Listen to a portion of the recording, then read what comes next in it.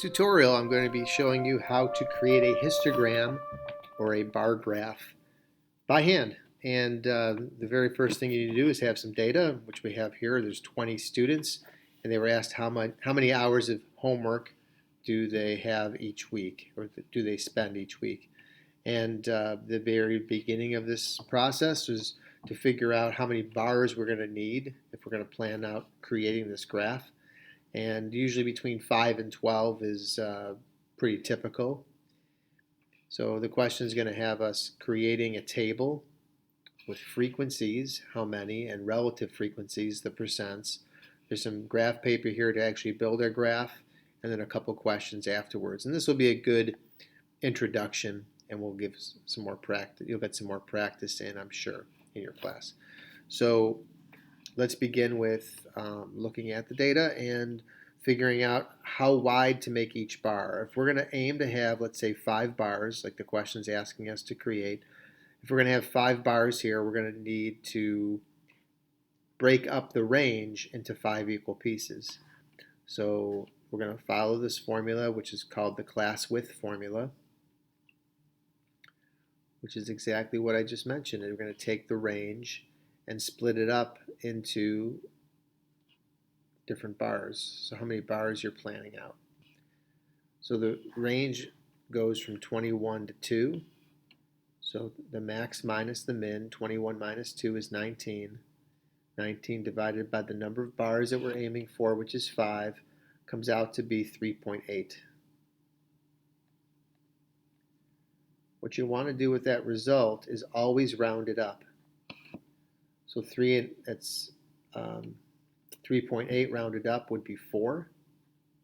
And that's the number we're going to use for our class width. Each of our bars is going to cover 4 different distinct numbers, or we'll have a range covering 4 different numbers. Now that applies for any sort of value that you get there after using that formula. So if it even comes out to 3, if this 3.8 was a 3.1, you would still round it to 4. Even if it came out to be just 3, you would still take it up to 4. And the math behind it is basically if you do not do this little bump up to the next highest number, you might find yourself, depending on the numbers, you might find yourself with needing 1 extra bar to actually reach your, to actually complete your data. So follow this little bump, and here we go filling out the table. So as the reading says, there's actually 7 intervals or 7 spaces, even though we're only going to use 5 bars. So the very first and the very last interval will be empty. And we're using those empty spaces to help us create something called the frequency polygon, which I will show you at the very end. So how do you actually set up these classes? Well, you begin in the second row with the lowest value. And since our class width is 4, this interval is going to go from 2 to 3 to 4 to 5. It's going to cover 4 different numbers, 2, 3, 4, and 5. The next one will go 6, 7, 8, 9. It also covers 4 numbers. Instead of filling it out this way, which could be a little clumsy, especially when you're talking about a larger number for the class width, a very nice shortcut here is just to start off with your lowest value and just keep on adding the class width downward. So explain everything. It's giving me issues, of course. So you're going to add 4. Keep on adding 4 because 4 is our class width. Add 4.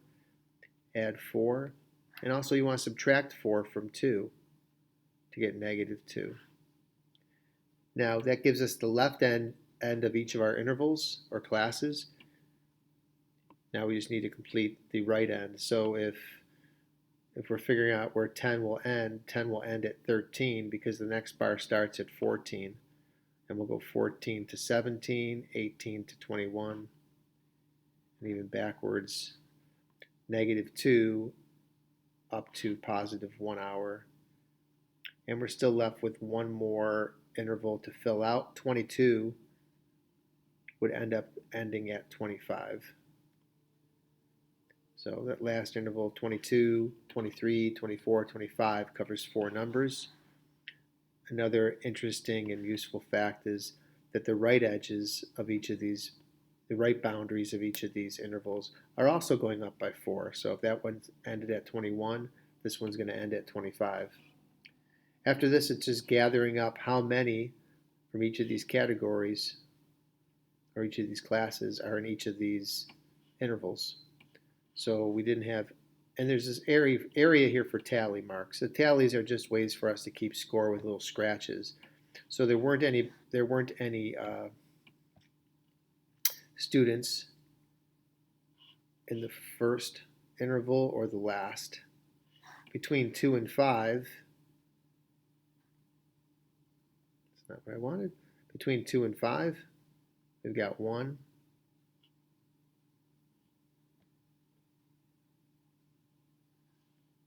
2, 3. So you can scratch little tally marks there and count up that there's 3. I don't even know if the tally marks are that helpful, but it can help you stay organized so you don't miss one. Between 6 and 9, there's a 6, there's a 9,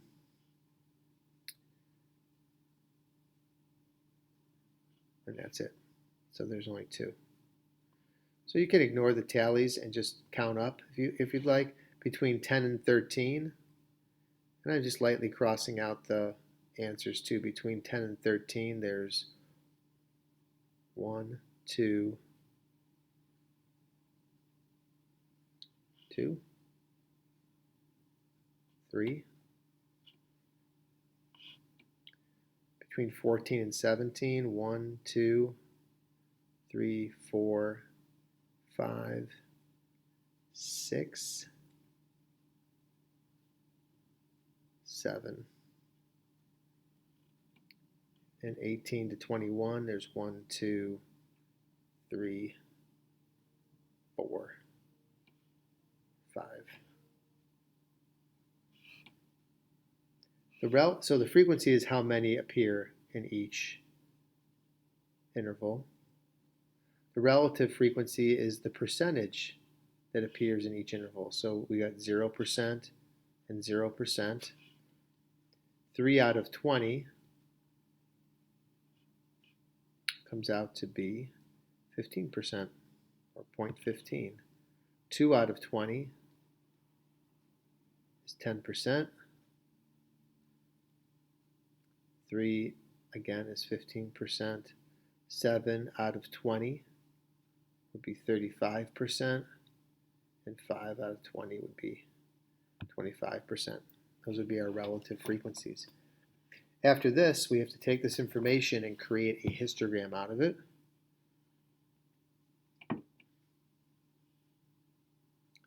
Which I will show you.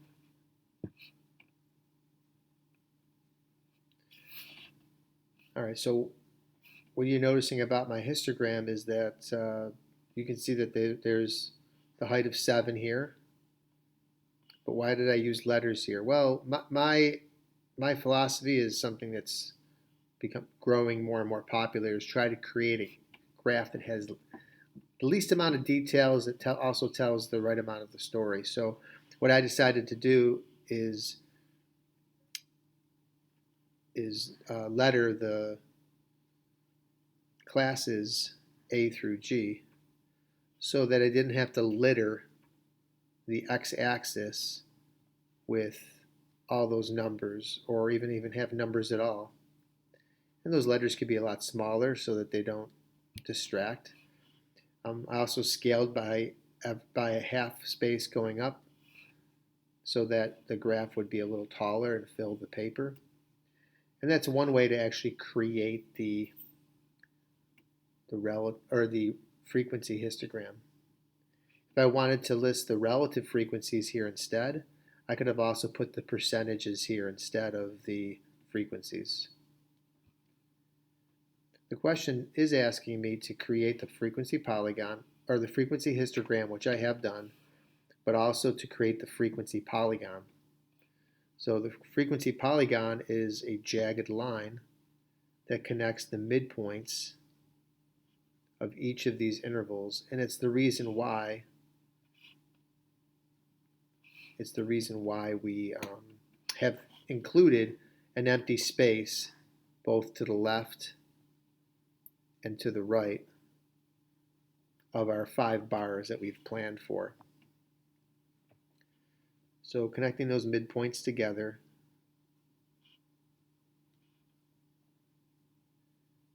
gives us an impression of how the data is increasing or decreasing and how fast it's increasing or decreasing. All right, so as I mentioned, we're trying to create graphs that don't have as much litter to them, and there'd be one way to actually improve the look of this graph is to get rid of the grid that's behind it. Notice the difference when I actually drop the grid away, how it actually has a cleaner look to it, which is really nice. If I want to clean it up even more, I can just get rid of the histogram itself and just leave the polygon behind. Notice there I've even lifted away some of the distracting, maybe necessary, but maybe unnecessary, the numbers here, where I'm showing 7 is the most. Obviously, one part that maybe is missing here. I mean, you don't want to strip it down to just basically nothing. If you want to include here the title to the graph, it's the hours for homework for these kids. And as long as these letters are clearly indicated in a table, if somebody was that interested in finding out what corresponded to what, they could actually look that up. So yeah, I think that's by seeing the differences between starting with something that looks very busy like this and then turning it into something cleaner and even cleaner than that. And of course, this is handwritten too, which isn't exactly helping its cause because it looks a little sloppy because of the human element of making it. So let's actually take a look at the last, flipping back and forth. Take a look at the last couple questions here. It says, what does it mean to describe the data? Well, describing the data completely means to, in our case, use the Fantastic Four descriptions. And if you watched the earlier video or were in my class, you know that the Fantastic Four includes a measure of center,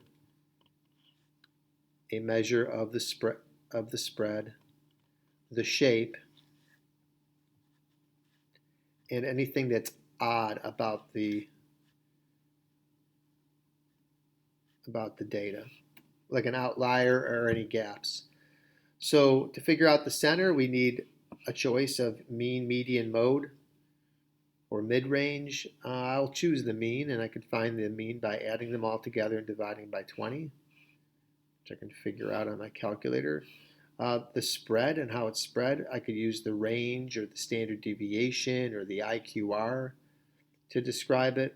I'll use the range since I already know that answer. The range is 19, 21 minus 2. The shape of the graph, by the look of it, this graph is concentrated more towards the higher numbers and does have some students that study less and less, but fewer of them. The higher concentration in these two categories here in particular, and the fact that these are low and stretched out this way, tells me that this graph is slightly skewed to the left. It's not so dramatic. It's nearly symmetric, but I would say it's skewed to the left. We'll take a closer look at that in a sec. Is there anything odd about the information? Not in particular. It's not like there were blanks in any of the hour intervals, or if there wasn't a student that was studying like 50 hours a week on their homework. So that's all a good part of a complete description, and with the graph, it's even cleaner. The last thing I want to do is quickly show you that you can do this on a graphing calculator as well. And the graphs do come out neater, but there's a little bit of a struggle, even with the technology, to get it to be maybe exactly how you intend it to be. So Well, we still didn't finish figuring out our description because we don't have the average. So let's figure that out by just using the graphing calculator. Now that the data is typed in, let's use 1var stats to figure out the average. That's since I've already typed it in, we just press stat and then calculate and then choose 1var stats. You could hit enter right away or tell the calculator to use list 1 by pressing second and 1. And it's always polite to end it, to close those parentheses off. Hitting enter will spill out some information about the graph. So in terms of a measure of center, we could say that the average is 13.25. Notice that when we compare that to the median is greater. Since the median is slightly greater than the average got pulled to the left of the median. And that means that the graph is probably, most likely, slightly skewed or skewed to the left, which is what we saw in the graph itself. Now, in terms of actually seeing this on a graphing calculator, as far as the histogram goes, we can press second and y equals and head to, so second and y equals, and head to the graphing option. You want to turn that, make sure that that's turned on. Select the type of graph, and then spin the wheel to the graph that you're looking for, and we're looking for the histogram. This is not the frequency polygon, just so you know. It's something else. So we want to go to the histogram using list number 1. Clicking done won't do much, but after we click graph, we'll maybe see it. It's possible that your calculator or your app might be set to the standard window, so you might not see the graph. If you press zoom at the very bottom of the screen and press stat, it will give you a histogram. This one just so happens to have 1, 2, 3, 4, 5, it has 6 bars. And you can, if you're presenting this and or you're looking to use this graphically somehow, you could actually, alter the width of the bars. All the bars are the same width. You could alter the height depending on how you want it to be displayed. And if you play around with the features here, there is also a way to change the number of bars, and it's a little clumsy, but if you click anywhere on the histogram, it brings up bar number and width. Now, I'm not a pro at using this. You would think that if you press bar number, it would let you adjust the different bars, but for whatever reason, not. If you click the word width, it brings up this little slider. You can click on that and slide it left and right. And when you do that, it either decreases the number of bars. So now I've got 3 bars that are even off the screen. And if I start pulling it more and more to the left, you can see it's creating the same histogram with the same information, but shown in different intervals, and also different. There's also different numbers of bars. So right now we're at what, 1, 2, 3, 4, 5, 6, 7, 8, 9, 10 bars, which seems a little unnecessary for the data. So summarizing it with fewer bars seems to tell the story pretty well. And as I'm sliding this back and forth, keep in mind it's the same information but just presented with different intervals. And because of that, you can use this slider to misrepresent or try to convince somebody take someone's attention away from something that you don't want them to see, or maybe drawing their attention to something that you want them to see. So fiddling around with the screen and even grabbing the screen, moving it about, you can actually make some small changes to your histogram. Well, that's a little bit more than I wanted to show in just this video. And in class, we'll practice the procedure a few more times and continue to describe data. So have a very wonderful day, and we will see you when we see you.